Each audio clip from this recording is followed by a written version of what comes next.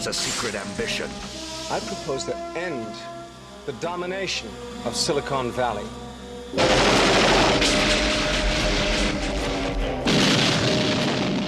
Project Main Strike. A secret plan. For which each of you will pay me $100 million.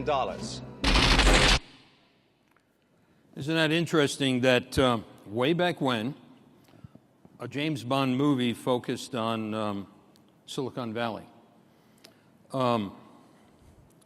What's most interesting about the ending of Room for a Kill is that there's a picture or a vignette of the head of the Russian intelligence having a discussion with the head of British intelligence.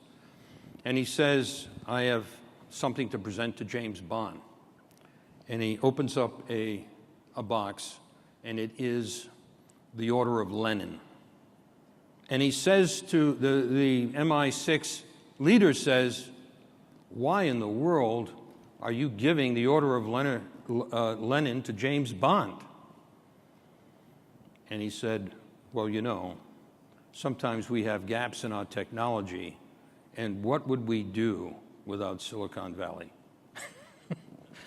So it's really interesting, and it's one of the things that we're going to talk about today is the use of technology, the importance of the theft of technology, and from your standpoint, the importance of the protection of technology. But before we do that, there's another clip I want to show that is mentioned about my Dateline broadcast, and I think they're going to show it to you now, and then we'll get into the presentation. In the secret world of international spies and assassins, the players thrive in the shadows, in the high-stakes game of move and counter-move. Good evening and welcome to Dateline. I'm Ann Curry.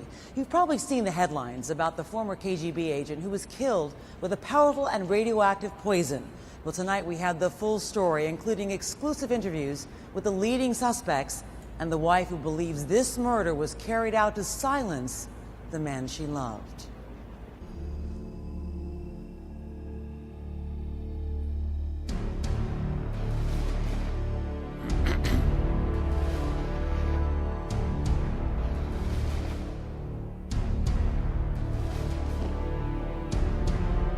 A message has been communicated to anyone who wants to speak out against the Kremlin. If you do, no matter who you are, where you are, we will find you and we will silence you in the most horrible way possible. This haunting image of a figure in his hospital bed has become a world-famous picture of tortured suffering. It tells the chilling story of a man who took on the powerful and was silenced. He believed he was fighting for justice and made scandalous accusations that struck right at the heart of the Kremlin. But he ended up in a real-life spy story of political intrigue, conspiracy, and murder. It's just unprecedented. Disturbing mysteries involving Russia and politics are nothing new. The dissident writer murdered with a poison pellet from an umbrella. The Ukrainian presidential candidate poisoned. The American business journalist gunned down. But what happened in London may be even more sinister. He was a citizen of the United Kingdom. That has to mean something, that you shall be safe from this type of political retribution. 6 years before this photo was snapped, the same man, Alexander Litvinenko, left his home in Russia to start a fresh life in England. Well, I was fascinated with the guy. Security consultant Paul Joyle, who is a We cannot assume that how this unfolded was the way it was planned, or that the people involved actually knew the consequences of the material they were dealing with. And British authorities apparently have no evidence Lugovoy and his partner had any motive to murder Alexander Litvinenko. But if the ex-KGB man and his partner were involved, as the polonium trail suggests, police believe the men could have been acting on orders from someone else, someone who could obtain polonium-210. When someone dies from a state-controlled substance, a substance that is manufactured in state-controlled facilities, so where does it come from? As the trail of polonium leads to Moscow, the biggest question hanging over the murder now is whether anyone in the Kremlin had a hand in it. It has to be a state-run or a state-managed operation. Coming up, the Kremlin's response. So Alexander and I knew one another for 5 years, and I was planning to bring him to address a conference in Washington called GovSec of about 15,000 security officials. And unfortunately, he was murdered in a gruesome way and was prevented from coming. He and I both shared a concern about the nature of the Putin regime and the threat it posed to the world. And we know from the deaths of many who have spoken out against this that the consequences can be very, very, very dire. Anyways, let's start with the slides. I think they're going to bring a clicker for me. What I would like to do today is start with a little historical review about intelligence operations, espionage operations related to technology, and I think that we'll use that as the backdrop for our discussion. Then we'll proceed from these two case studies, one run by French intelligence, one run by American intelligence, and then we'll go into the world today. We'll talk a little about also the closure of the Russian consulate in San Francisco, a well-known den of spies, and then we'll finish up with the threat today of information warfare. Next slide, please.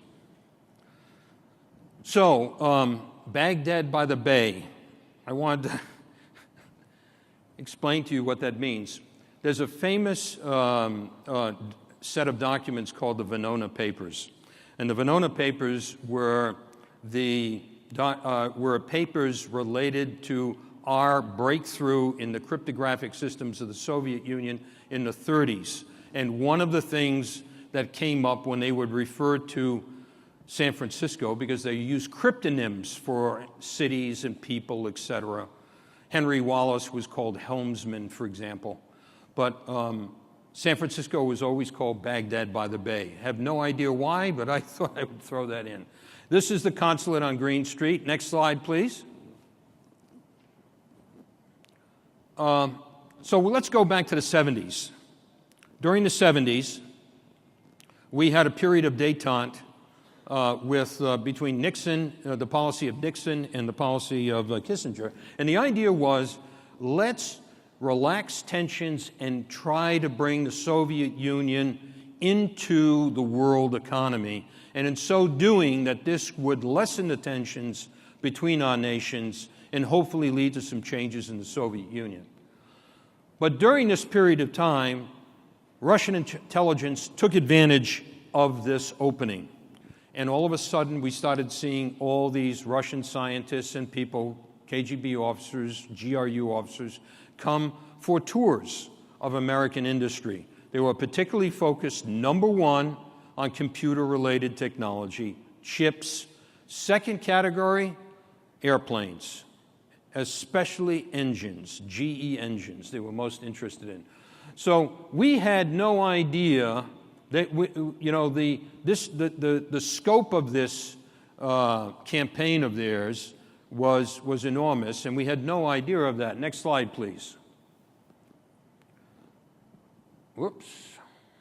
Yeah, so the Russians trailed significantly behind, and what they did was develop a new KGB directorate called Directorate T, and Line X was the operational arm. So in each embassy, you have a KGB organization that has different lines. Line KR is counterintelligence. Line PR is political intelligence.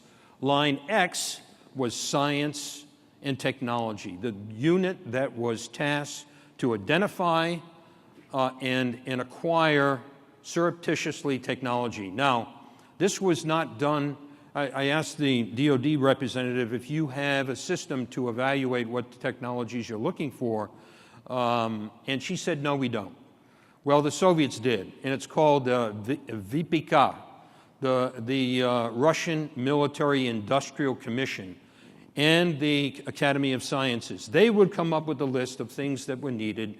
It would be passed on to the KGB, and the KGB would go and try to get it.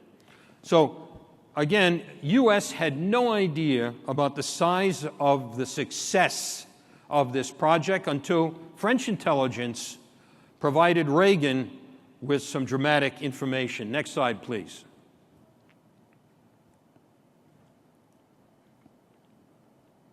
Next slide, please. Okay.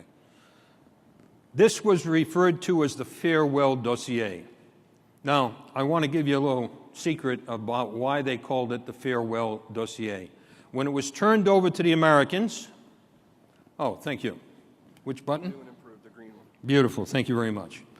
So they decided, counterintelligence people from France and America decided we're going to call it the farewell dossier so that if the Soviet intelligence finds out about this dossier and the name, we're going to use an American name and make the Soviets think that it's an American agent being run. Very clever. So Mitterrand and Reagan were both sworn in 81. Reagan was livid about the fact that a NATO member was headed by a socialist who had communists in the government. Mitterrand had put a coalition together. He had 3 communists, agriculture minister and others, and Reagan didn't trust. And Mitterrand knew that. So the first meeting that these men had, Mitterrand came up to Reagan and said, I know you don't trust me, but I'm as an anti-communist as you are, and I'm going to prove it. I've directed my intelligence service to turn over the dossier called Farewell. This document was breathtaking in its scope. And Colonel Vetrov, who is up here, after Reagan was briefed on this, he always referred to this as one of the greatest spy cases of the 20th century, and indeed it was. Vetrov was being run. Let me give you a little story about Vetrov. Vetrov had got a little sideways to the KGB when he was stationed in Canada. He was a French speaker. He also was posted in Paris. And he had developed, while he was in Paris, connections with an individual from the French company. And he was referred to as a friendly asset within the service, in other words, someone that reports what he sees. And eventually that man he would contact to begin his spying for the French. But before that, he was in Canada, and he tried to sell some antique jewelry. And this came to the attention of the Canadian counterintelligence forces. And unbeknownst to Mr. Vetrov at the time, this is a picture, by the way, taken by Canadian intelligence when he was meeting another KGB officer in Ottawa at the time.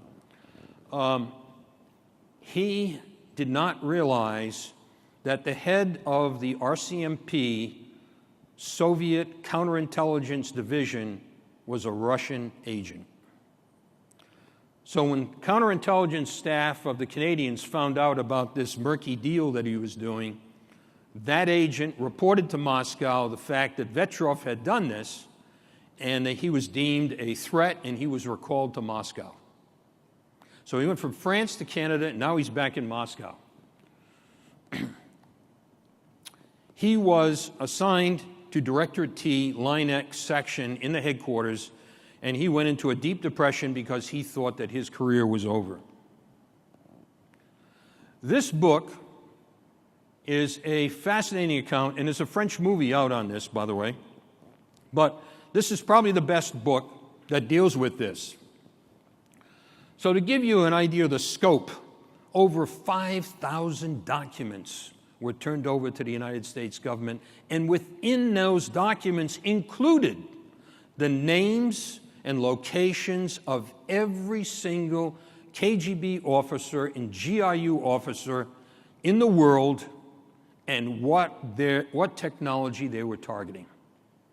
What a treasure trove from a counterintelligence standpoint. So we knew what they were, and then we also knew what they had obtained, which led to other counterintelligence investigations, including how the Stinger missile was compromised and other counterintelligence operations. So we learned what they had, what they wanted, and give me a list of what you want, and you know, sometimes I'd like to help you get it. Maybe in a slightly modified form. Maybe in a slightly modified form. So when you think about Stuxnet, just remember what we did in the 80s to the Soviet Union. I won't go into more details than that. But we facilitated, and with NATO intelligence services and the United States, we shut down the entire KGB collection globally, and we provided them things that didn't quite work in the manner that they were designed. But before I go to the next spy case, I want to tell you about Mr. Vetrov. So, it was known that the KGB had penetrated the French Foreign Intelligence Service. So Mitterrand went to the FBI and said, we have an agent in Moscow being run by the DST, the Internal Service, and we don't want you to go to the CIA because we're concerned about that. We want you to run this operation. And the man handling our asset is not from DST. He's a military attaché and his wife, because we know that in Moscow, because of the relationships that exist between the French intelligence and the Soviet intelligence, they're not going to be looking at any of our personnel, especially the military attaché. So Vetrov would take documents out, they would be copied, they would be brought back. And it was over 5,000 of those documents. Now, Vetrov had a little problem with his wife. He had a mistress. One day, he was driving after, actually, his espionage has ended.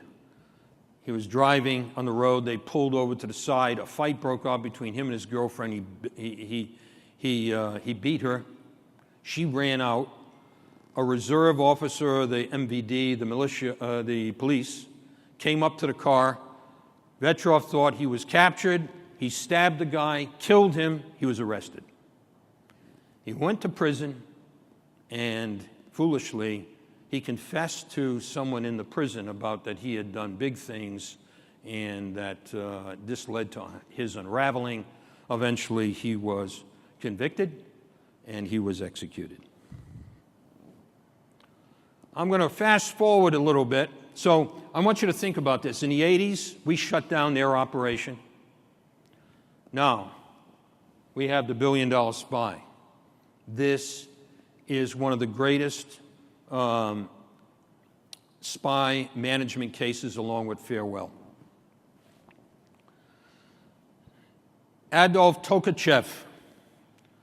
He was a scientist. By the way, Vetrov was a promising STEM student when he was in college, and that led to his recruitment by the KGB. So anyone who's looking for a career in intelligence, tell your girls to go take STEM courses. Who knows how it'll turn out. So Tokachev was one of the most persistent spies imaginable. This man would hunt down cars in Moscow with U.S. diplomatic tags and thrust notes into windshield wipers, inside windows, offering to spy for the United States. As you can imagine, some consular official getting confronted by a guy with notes, they're not going to take it seriously. And they thought it was a KGB dangle. So they ignored it until he gave them 11 handwritten pages, including his full name, job description, family details. Did the CIA said, well, let's take a risk on this. And what a risk it was.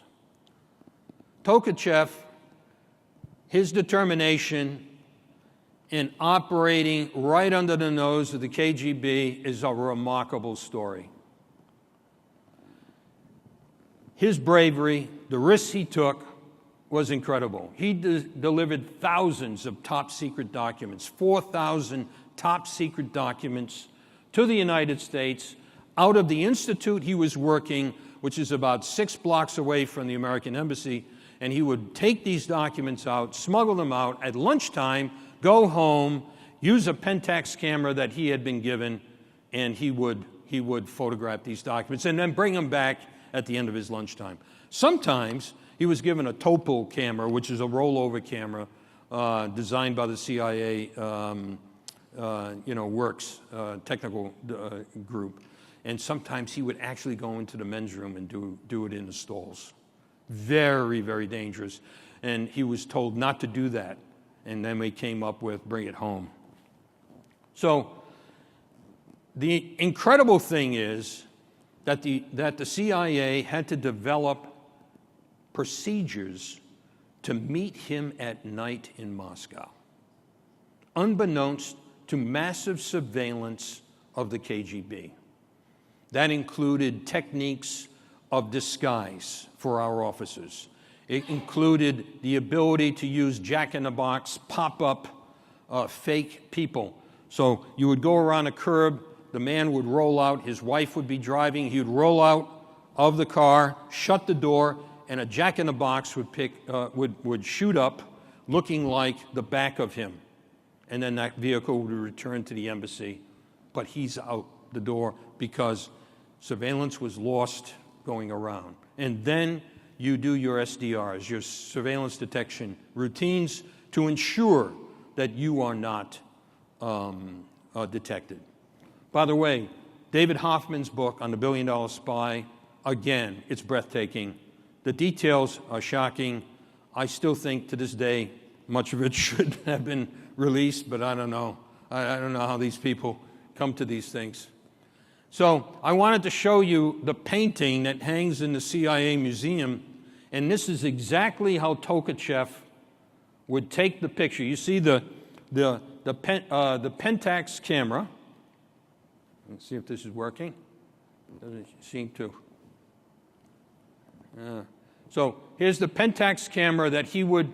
It was the chair and the lens was constructed so that in this position, at this distance where the document was, it was perfect in its focus.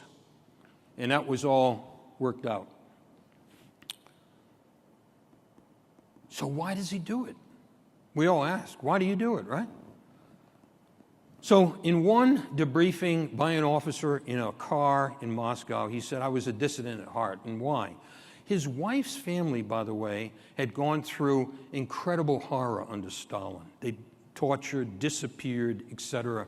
And that was one of the elements. The other thing is, as he explained in this debriefing, some inner worm started to torment me. Something had to be done. He went on to say he was deeply disillusioned about the hypocritical demagoguery that he believed the Soviet Union had come to represent. He was a very, very angry, determined man who decided to go to war against a system that he hated. So, what does it take to run a spy in Moscow? Well, I think the best quote I saw on this is, running a spy was undertaken with the concentration and attention to detail of a moonshot.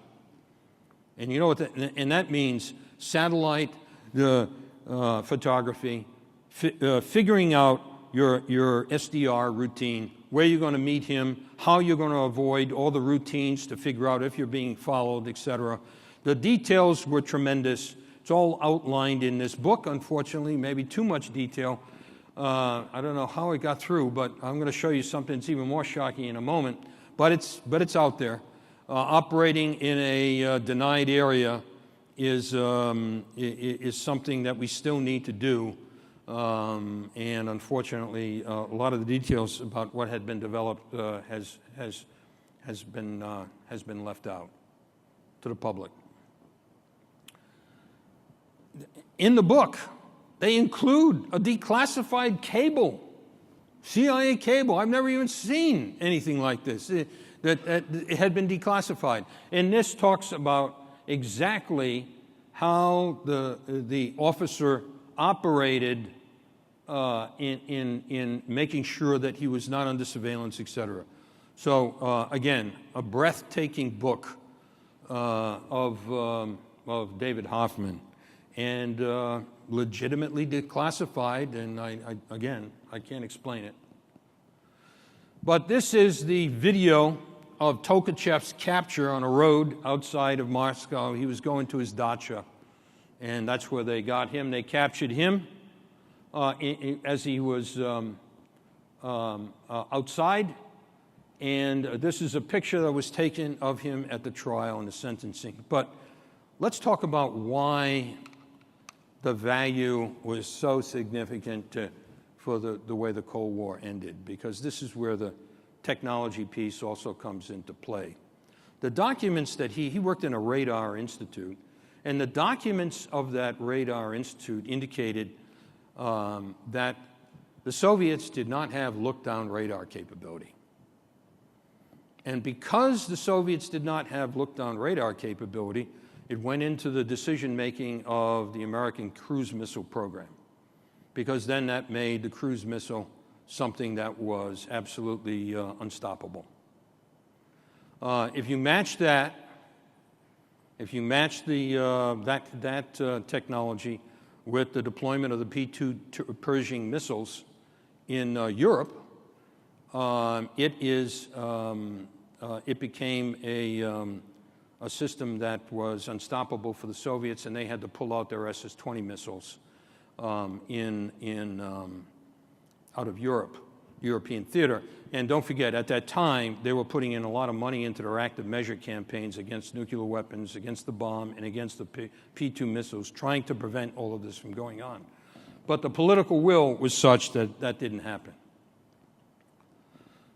So let's look. So these two things, shutting down their collection and then knowing what their systems, how they operated, the Air Force calculated that they saved $2 billion from the information Tokachev gave for not pursuing certain areas of research and deployment of technology.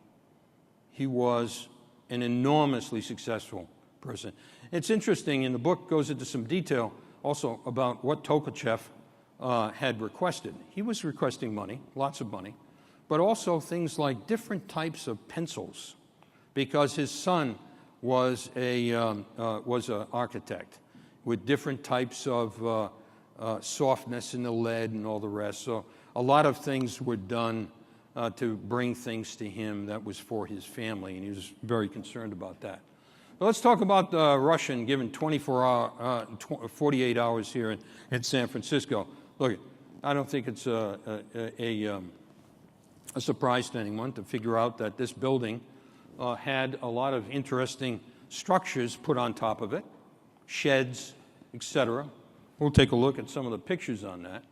As you can see, the black smoke, it appears that the Russian consulate was told there'd be an inspection the next day, and they had to do some burning of things in a quick way. But you can see on top of this building, see if this works, there are all these sheds over here, and no doubt those are technical collection antennas and capabilities to steal things from the internet and phones and all the rest. And there was a press report that said that 2 people from this consulate were expelled from the country earlier in the year for their suspected involvement in what happened in the shenanigans in the American election. So when the fire arrived, they were turned away, and they were told, well, we're just using the fireplace. Well, it was 85 degrees that day in San Francisco. I don't know why they needed to do that.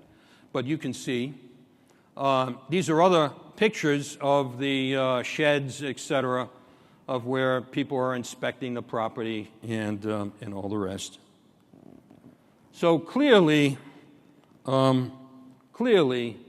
the consulate was a major staging area for the acquisition of technology, and if the line in the James Bond story is true, their dependency on Silicon Valley is well known. There are many cases of defense contractors also working related to this.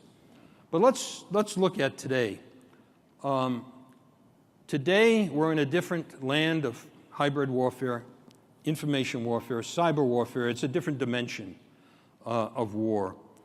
Clearly, with the collapse of the Soviet Union and restrictions that have occurred related to the transfer of technology, you have the ability, they have the ability to acquire things, and they've developed their own industry, and they've developed capabilities in their own industry that are quite good, especially in the electronic warfare area.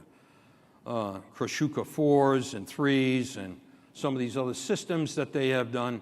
They learned from what happened in the first Gulf War that the American command and control net-centric warfare capability to direct smart bombs to targets, to be able to move troops and have full vision of what's happening on a battlefield was something that they could not comprehend. They saw what we did to Saddam Hussein's forces. Every single MiG that took off to challenge an American fighter was shot down. They couldn't communicate within themselves. They would try to pick up the phone and would go to a different phone number, or they couldn't communicate at all. So their ability to have command and control in the first Gulf War led them to a series of innovative steps where they started understanding the power of information and the power of electronic warfare beyond what they had expected. So hybrid warfare, I refer to it as a term of art for covert action and active measures. And active measures is an intelligence doctrine of influence, and that includes the entire spectrum of white propaganda, gray propaganda, black propaganda, agents of influence, disinformation, all the way up to assassination and unconventional warfare. All of that's going on in Ukraine now. In downtown Ukraine, 2 weeks ago, a Russian, or longer than that, but a Russian legislator who had fled to the Ukraine, who was going to testify against Yanukovych, the former president who absconded with billions of dollars, was gunned down in downtown Kiev. A high official of the Ukrainian military intelligence was blown up in his car in Kiev. There were 3 others as well. So they're engaged in ruthless hybrid warfare or active measures in order to influence things and to break the will of the people to resist. So these are all the kind of components. You have special forces, irregular forces. For example, in the Crimea operation, there's a gang of motorcycle that Putin supports, the Night Wolves. If you look at them, they look at the Russian version of Hell's Angels. And they, hundreds, thousands of them went into the Crimea during the campaign to intimidate people.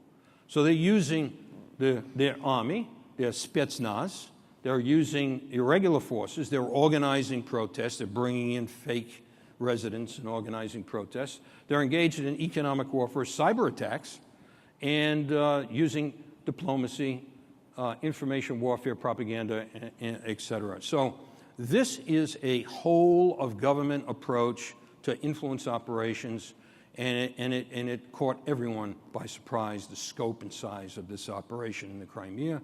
And by the time people could reorganize themselves, it was too late. One of the first objectives of the Spetsnaz, these so-called little green men coming into the country, these guys, these supposed little green men, the people who were supposedly locals who had just banded together to join in an action against the regime. As you look at how this man is outfitted, it's all brand new kit, new weapons, new uniforms, etc. These were specially trained officers, and one of the first objectives of the operation was to take control over the communication nodes within Ukraine. They would go in there, they would cut fiber optic cables, get into Yukatel switches, and then use those switches to engage in an attack on cell phones within Ukraine. It shut down, for example, the cell phones of the parliament, the Rada, and other government officials. So they knew exactly what they were doing beforehand. It created mass chaos. So this is a NATO report that goes into what their mission was, which was to conduct a new form of warfare where the information campaign played a central role. Russia's narrative is largely based on historical memory. The crisis in Ukraine is a result of Russia's long-term strategy because Russia fears that these countries on its periphery will become more westernized, more successful, and it will represent a direct threat to their ability to keep their population loyal to them. A revolution like the Orange Revolution, the Rose Revolution in Georgia and others is something that keeps Putin up at night because, you know, when you engage in a kleptocracy and you steal as much and kill as many people, if you lose power, you're done. So you have to maintain power at all costs. They used also the role of the compatriots abroad. Now, Russia is the only country in the world that says that if you are a Russian speaker, we have the right to protect you in any nation of the world. So they used this thing that the Russian-speaking population in Crimea were being attacked by fascists and other elements, and they were being discriminated against. This was part of their information campaign to justify what they did. And then deception is used by Russia as a tactic to distract and delay response on the part of foreign governments.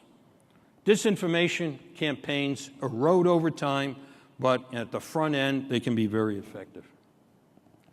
So I wanted to show, this is a new report that just came out of the European Council of Foreign Relations by Mark Galanti. And this shows the apparatus of Putin that where the Kremlin runs active measure coordination and information operation selection. In the old days, it would be the International Department of the Communist Party that would run the active measures, and then the KGB would be following it through. Now it goes directly to the office of the president, and he has all these different tools at his disposal. The intelligence community, quasi-state groups like the Rusский Mir organization that supports the Russia world, anyone who speaks Russian and all the rest, private NGOs, so to speak, and not using soft power and diplomatic activity to bolster that. You have their own news media, they've got their outlets, they have Sputnik, they have RT, they have others.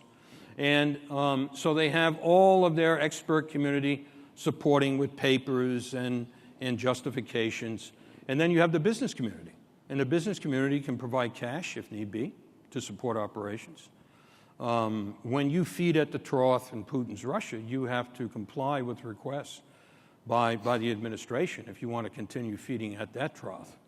And then you have the Security Council and other elements, and of course the intelligence community, the general staff, et cetera. But it gives you an idea of the size and scope. And some people say that the removal of Ivanov as chief of staff of Putin in August was because of the so-called dossier that was released indicating that Russia was behind the hacks and involved in influence operations on the campaign. It became too well known, and he was removed. So what is information warfare? Information warfare is the ultimate objective is to achieve information dominance of the opponent. Information dominance. And you do this through all the means that we've seen in the earlier slides.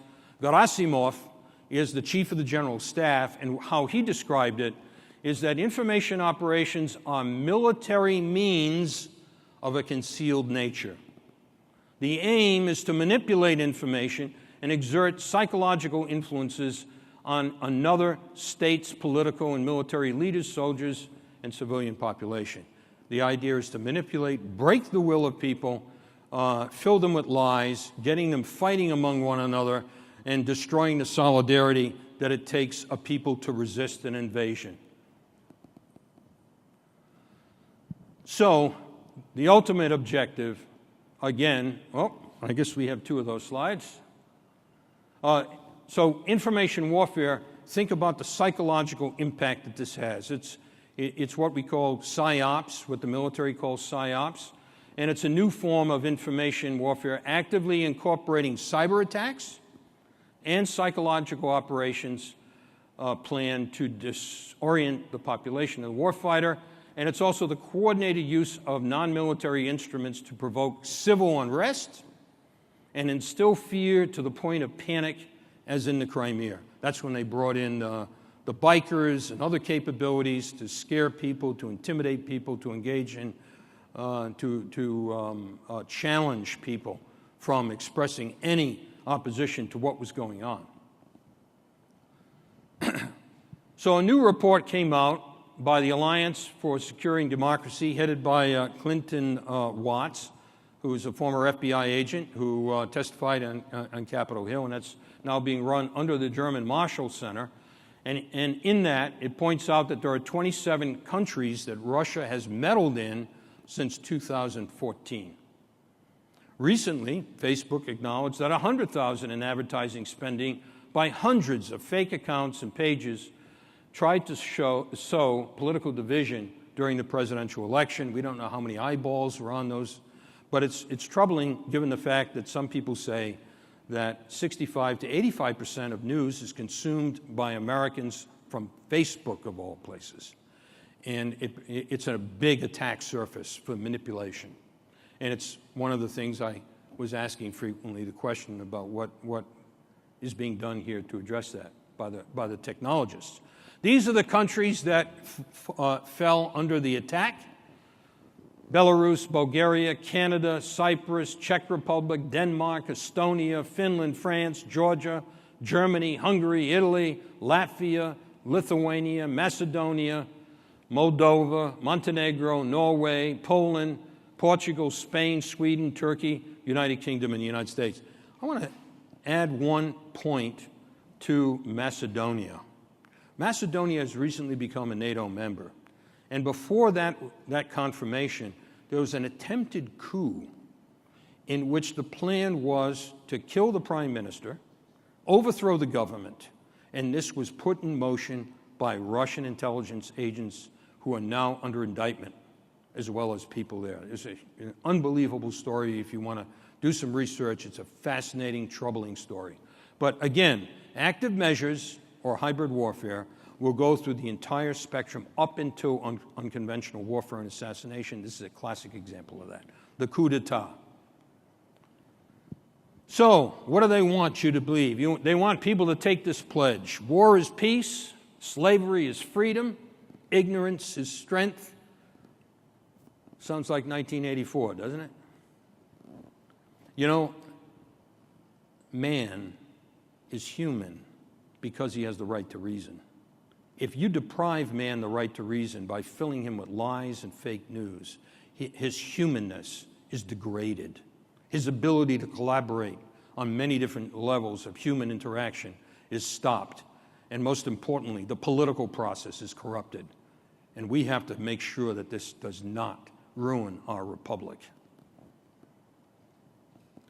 So disinformation and fake news, the formulation and mass distribution by enemy information channels or global interaction networks of disinformation or tedious information, tendacious information to influence opinions, intentions, and orientation of society and decision-making. This is out of a Russian playbook, a Russian military playbook. These weapons and techniques are designed to destroy the state and societal institutions, create mass disorder, and ultimately collapse of the state. It's a grand vision, but no one ever accused Russia of not having grand visions. So cyber is a part of it. It's a component of a broader discipline of information warfare, and cyber criminals act as a reserve army for Russian intelligence and military cyber forces to be called upon as needed for deniability. Elements of the Russian business network wrote the scripts for DDoS attacks in the Estonia assault back in 2007. They also wrote malware that was used in the Georgia 2008 invasion. So you see, cyber criminals are a component of their repertoire of tools to be used against. It's very important to learn from cyber crime. Very important, because if you look at the original Zeus virus that came out of the Russian business network out of St. Petersburg, it has morphed in so many ways. Eventually, it morphed into what became black energy, which a new version, which is used in the attacks on the utilities in the Ukraine. And we also find it in our SCADA networks in this country. So it's very important for intelligence services to track and understand the criminal networks. The thing that we need to have, like we had in the Cold War, is an order of battle of our enemy. The forces, their capabilities, their signatures, etc., across the spectrum of cyber criminals emanating from this area. So it's a time bomb, and cyber warfare, whoops, misspelling, they go for SCADA systems, industrial control systems, media outlets, DDoS attacks on public and private networks, banks, e-government, individuals, embassies. And again, one of the main goals is to deny access to their information systems, including infecting computers and communication systems, weapon systems, GPSs, attacks to disable critical infrastructure, demoralize the population with disinformation, propaganda, freeze bank accounts as they did in Estonia and Georgia, and prevent access to news and information. On the other hand, electronic warfare is also very important, as I pointed out, and that's to jam communications, radars, aircraft, satellites, GPS, use EMP, electromagnetic pulse, to destroy electronic equipment, take down UAVs, as they did with all the UAVs we gave the Ukrainian military that weren't protected. They negated them. And then mask the locations of military units and warfighting systems and jam cell phones. I want to give you some pictures of what they've developed recently. This is an idea. These things are on display. To the left is a Krashuka system. That's directed on aircraft and even satellite jamming. This is a jammer for both cell phones and regular phones or radios, land mobile radios. And here's another, again, the Richtag AV, a powerful jamming system. The picture here is directed at neutralizing one of our Patriot missile batteries. So the point I'm trying to make today, good, we have 10 minutes for questions. The point I'm trying to make today is that technology, the theft of technology, is something that everyone must protect. That cybersecurity is everyone's civic duty to protect their computer, because if you don't protect your computer can become part of a network for DDoS attacks and other malicious behavior. So it's your civic responsibility to do that. And you have to have a counterintelligence understanding of the world so that you protect your IP, and if you see something strange, say something to the FBI, okay? The point is that every citizen has a piece in this war, and you must take it seriously.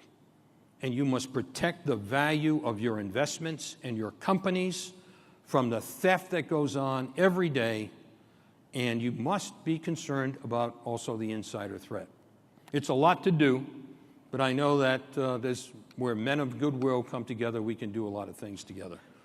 So I hope this little view of espionage and military hybrid warfare was of interest. And please, if you have anything to say, please don't throw bottles at me. I'm just trying to give you the straight skinny. Any questions?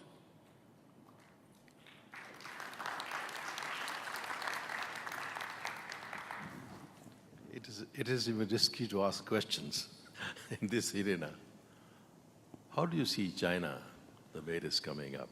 What's their role in the world?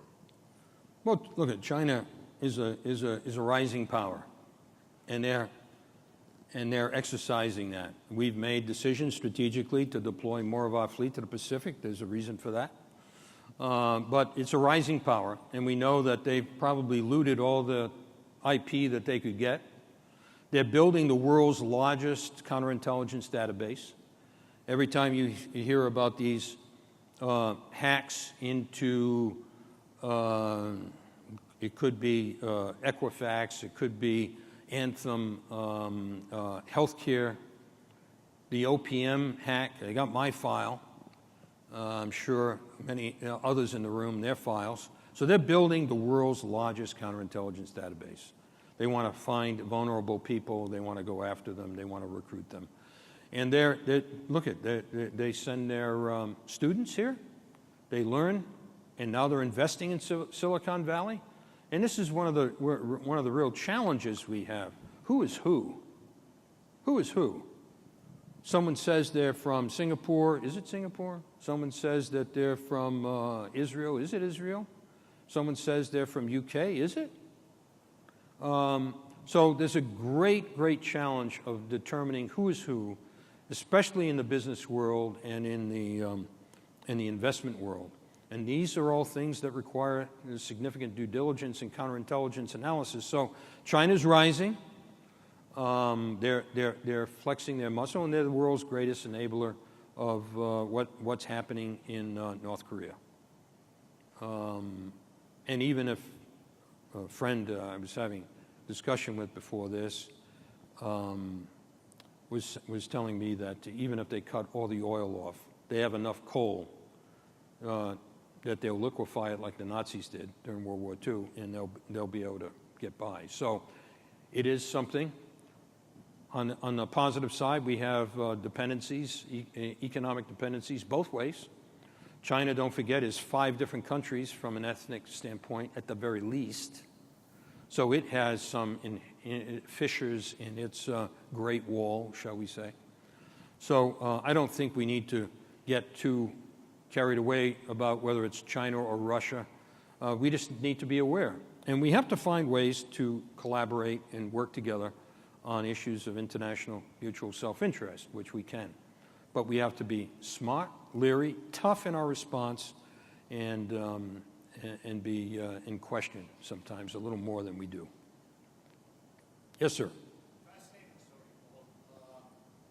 Yeah, can I get a mic? Yeah.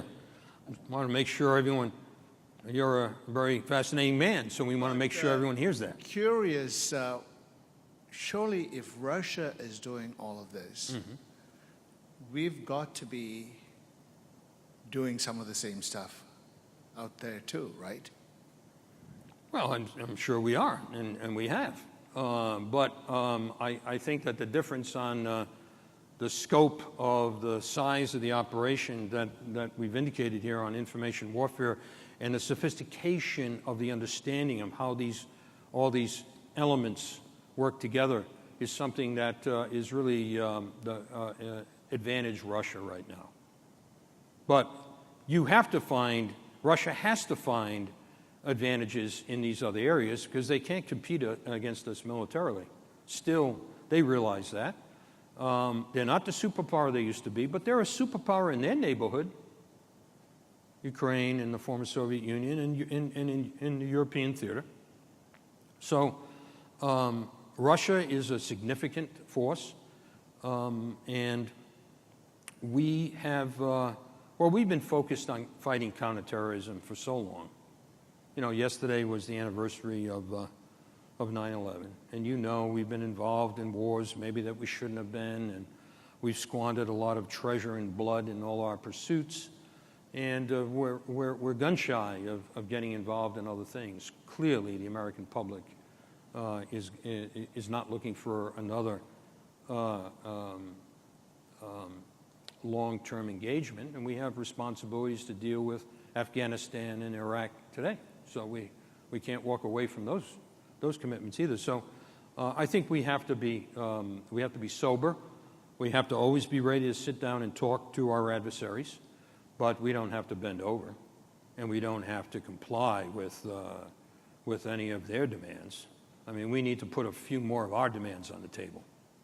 And we're still the most powerful, successful nation in the world, and we have to protect what makes America great, which is the opportunity that everyone has when you come here, and it's the place that you want to come here. I don't know a lot of people who just can't wait to move to either Beijing or Moscow.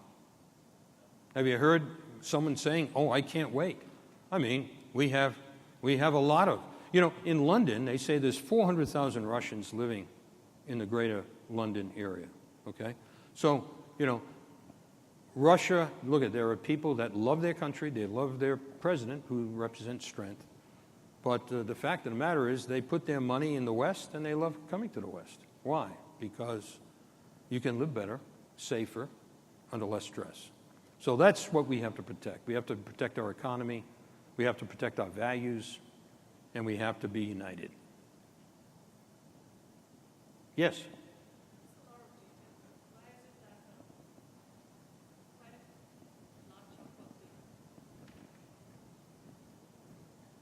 Please. Everyone wants to hear you. Thank you. That was very interesting. There's a lot of data. How do we ensure? I mean, I feel that a large chunk of the public in the U.S.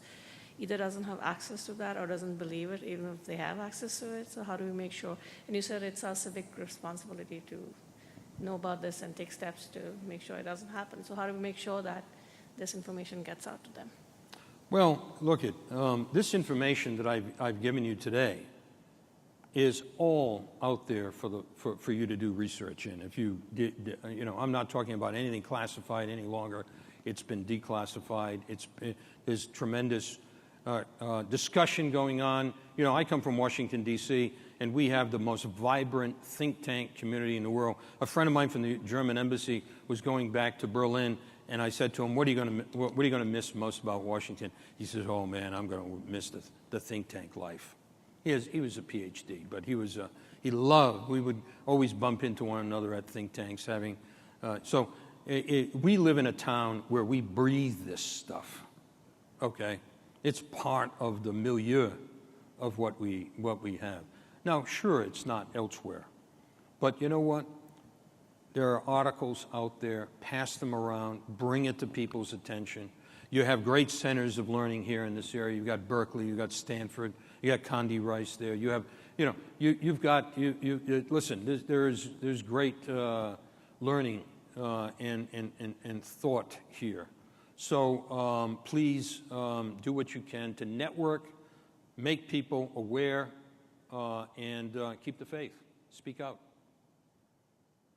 I think that should wrap it up, don't you think?